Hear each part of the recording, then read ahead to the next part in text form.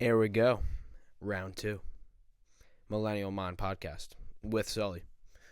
I was going to wait until guests, but I decided to not wait because I want to talk about a couple of things. And the response was good. It was definitely solid on the first one. It was good. Yeah, it has about 100 views, so that's good. Everybody who did watch it said they enjoyed it. I think it was good that I split it up into different sections, made it a little easier for people to skip around because I know it gets it's a podcast, so just me like rambling and stuff. But people thought it was good and interesting, and for the most part, I didn't really get any bad reviews, so that's solid.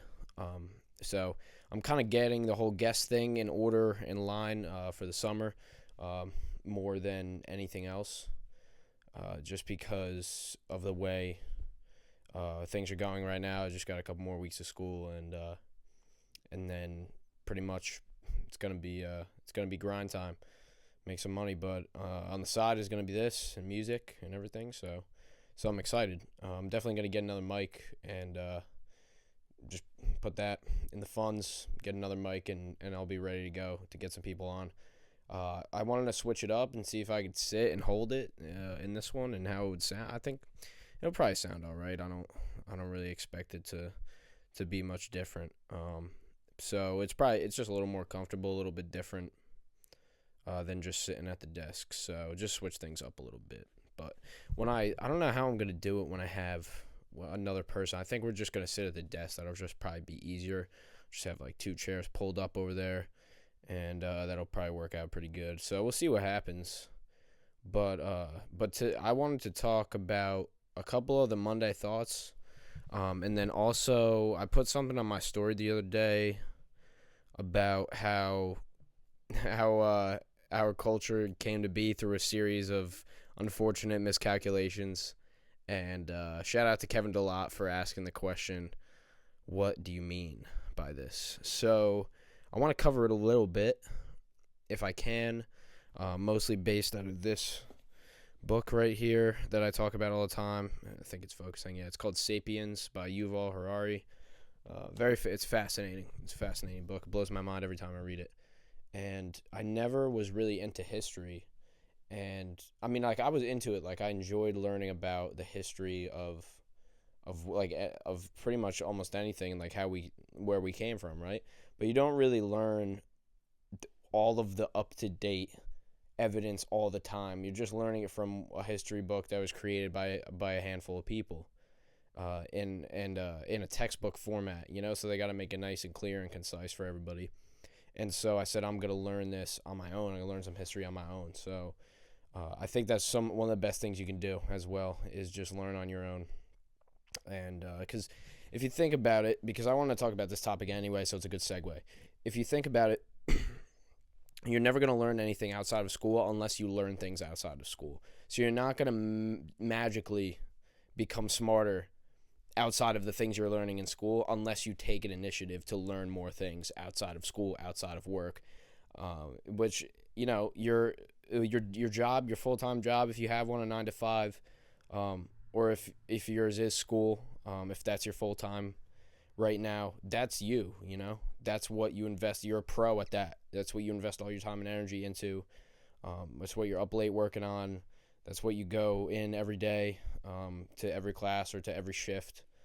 And so you got to think about, how am I going to, because if you want to expand and break away from that, you can't just assume that something magically is going to happen to where you can just take the next step. It might, but you're not. If you want to preempt these things, you have to take some sort of initiative outside of the structure of what you're doing, because this could just be the current state that you're in could just be a time saver, just like a little stepping stone to what's next, right? And like that's how I see myself as well. Whether rapping is it, or production, or song, it doesn't matter to me. What matters to me is that I do it every day and I get better at it every day, as much as I possibly can put time into it. But it's not about the thing; it's just about doing.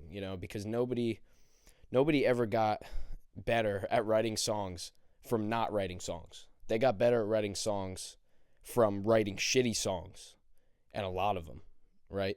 So if I'm going in, I get home, I'm tired, whatever, I got to work out, I got things I got to do, I got lists, and if I know I'm not feeling it, and I don't want to make a beat or I don't want to make a song, I'll make a shitty beat, I'll make a shitty song.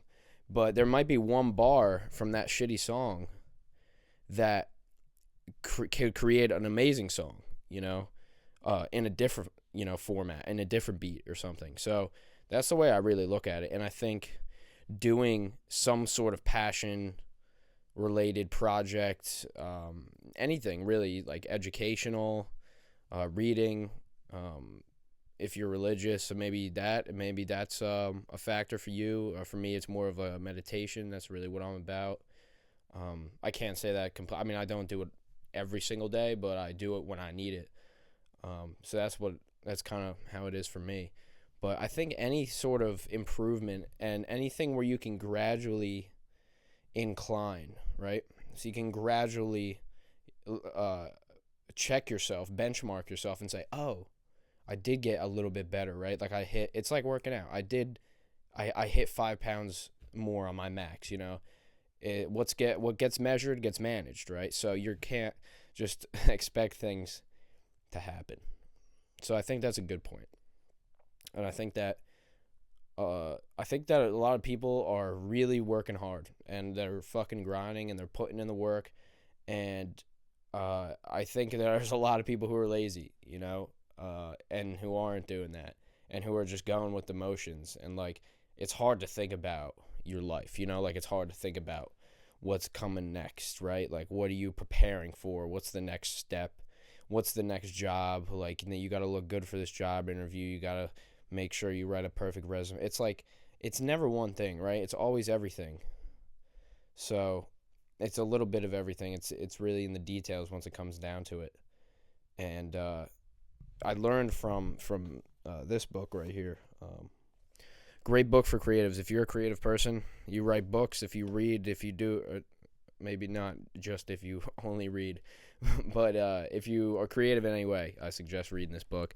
It's called The War of Art by Pressfield, and it pretty much explains the difference between a pro and an amateur, right? And like right now, I'm an amateur at music creation because I don't do it.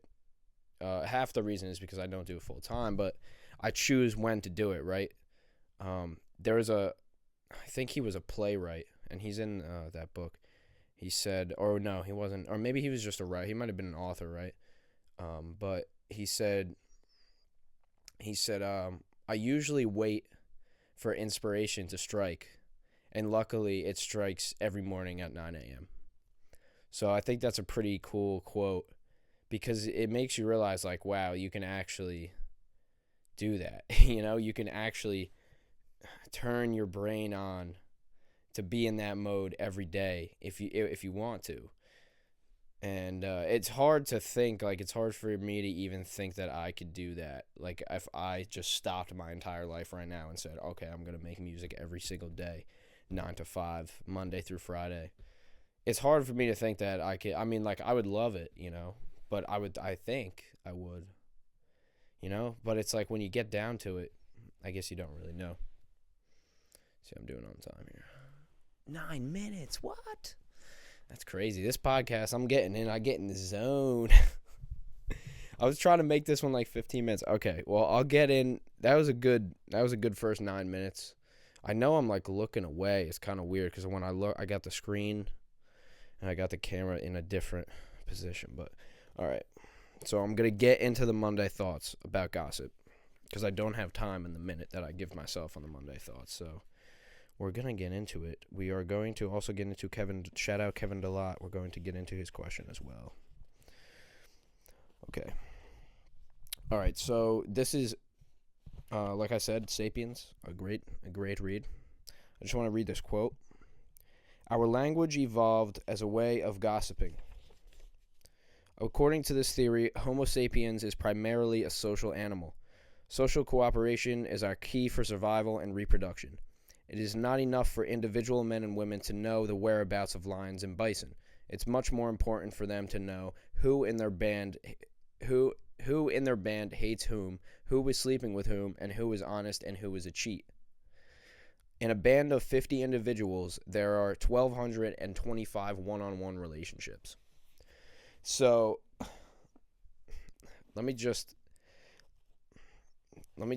that's so crazy if you think about it. Okay, so if you have 50 people, right, that's 1,200 one-on-one different relationships. So to sustain that, think about it even in a grade. If you have a grade of 200 people, like gossip, rumor, talk, like it runs the show. Because how are you going to know, last year, I don't know, he fucked this girl and or what I'm saying, and a lot of times, but you know what I'm trying to say.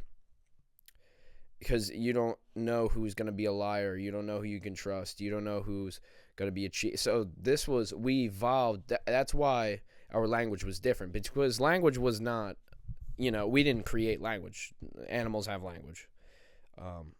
They're not just making random noises all the time, right? But we don't understand to us what it translates to. But so we weren't the first to have language. But our language evolved as a way of being able to understand the people you were around and also know if you could trust them or you can not trust them with your life, right?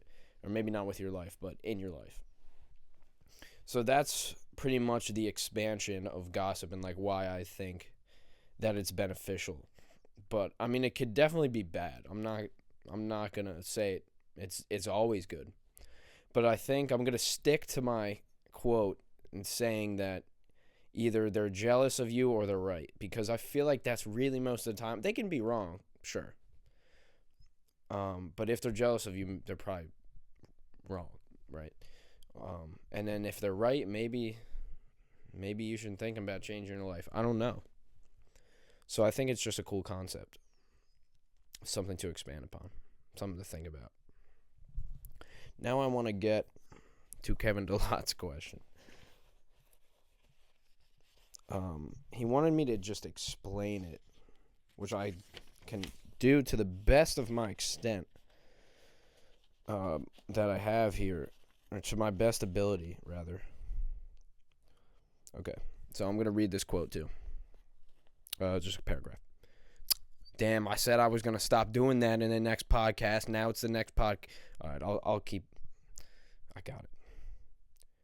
The currency of evolution is neither hunger nor pain, but rather copies of DNA helixes. Just as the economic success of a company is measured only by the number of dollars in its bank account, not by the happiness of its employees, so the evolutionary success of a species is measured by the number of copies of its DNA. If no more DNA copies remain, the species is extinct, just as a company without money is bankrupt.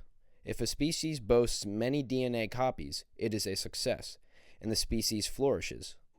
From such a perspective, 1,000 copies are always better than 100 copies. This is the essence of the agricultural revolution. The ability to keep more people alive under worse conditions. So, nobody agreed to this deal. The agricultural revolution is a trap. So, that's also another crazy concept. Our motivator was people, right? Our motivator was more people. Once we settled down, which there's conflicting evidence on why we settled down after, because we were primarily nomadic for almost all of our existence until about 12,000 years ago. But we settled down, and then it was time to plant wheat and maize, which is corn here, which is what they call it in the book and in other countries. But once we could settle down and plant, that was the only food that you would get, really, right? So you were practically eating cereal, like oats, right? If that was growing in your field, that's what you were eating every day. The nomadic cultures could roam and pick freely what they wanted to pick. and hunt the animals they wanted to hunt. And if there was nothing in that region, they would move. So they got a large variety of food. Whereas when we settled down, which was later, when we settled down, we had less variety. We had more people. We had more infant deaths, which brought the mortality rate up, and also skewed a little bit of the evidence. Chris Ryan likes to argue this. He's what is he?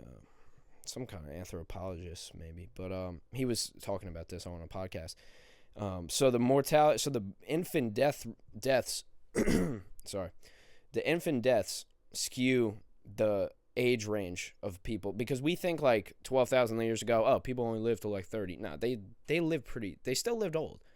Even in the nomadic tribes, they lived pretty old, because you were constantly moving, like you were constantly in shape. You couldn't sit and do nothing. Like everybody had a job, right? And so the more settled down culture in a town, when you have a town, a village, most likely centered around some sort of religious activity. If you look at Göbekli Tepe, there's these great stone structures, right? Kind of like Stonehenge. These great stone structures. And, we don't really understand exactly how these people made them, right? But they're just here, they're just not here, but they're just there now, and that's what we have. But they also found, I think it was, I'm not sure, I could look in the book, I think there was like, they found remnants of like wheat there, or some kind of plant that they could grow and harvest. And so that would make sense. They would settle down so they could practice their religion, harvest the plants. It made sense. Once they realized that, wow, we don't have to travel all the way around to get our food, right? We don't have to be nomadic anymore. We could stay here and make a house. We could build a home, and like, I don't, it probably wasn't exactly how they said it, right? But that was the idea. But in 5 to 10 generations, they completely forgot that they were ever nomadic, and now thousands of infants are dying because of disease, and they don't have the proper medical care. They can't get the proper nutrition, and they can't support this culture. They can't sustain it. Humans can't sustain this culture. But it was the DNA, the multiplication of DNA. The more people you had, the more successful your species was. So it was innate.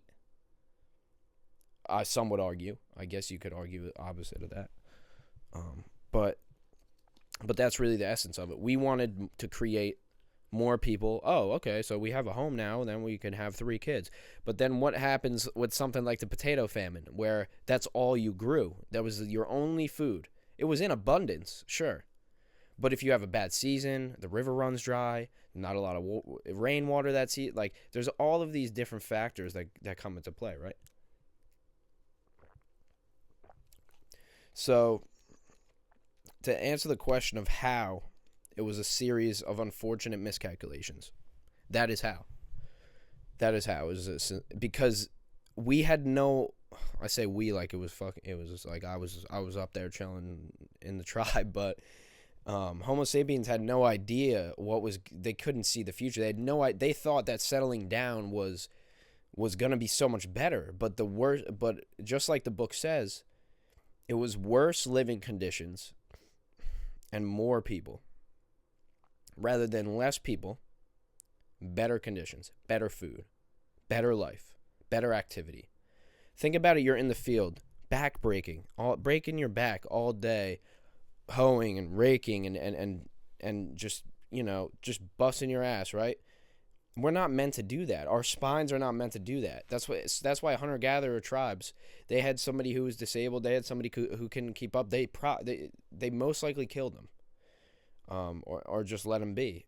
They left them because they couldn't support. So they had these communities of pretty strong people, right? But once we settled down, it was quite the opposite. And they find in the skeletons of these people from it was around 12,000 years ago. They find in the skeletons that a lot of them had herniated discs from being in the fields all day, right? And you look even further back, skeletons of 30, 40, 50,000 years, the nomadic tribes, mostly pretty good health. Not tons of violence, some violence, depends where you are. But Yeah, crazy. So I hope this explained at Kevin DeLotte. I hope this explained how it was a series of miscalculations. I guarantee there's many more miscalculations. This is the first couple that I've came across. And I'm glad that you brought that up because it was a good topic for the podcast. So, um, so that was really all I was going to talk about today. And I just want to sit down and explain that because I think it's good for people to know. And I'm not any kind of expert on this stuff. I just read it in a book and then I talk about it. But I think it was definitely a good topic for people to think about. Let me know what you think about the podcast, the topics like gossip and series of miscalculations and things like that. And I would gladly take requests for things to talk about. And we're waiting on the mic. I'm waiting to order the mic because I'm lazy, so I got to get around to that. Order the mic, have somebody else on here with me, and yeah, it'll be sick. So, Millennial Mind Podcast. I'm Sully. This is episode 2. I'm out.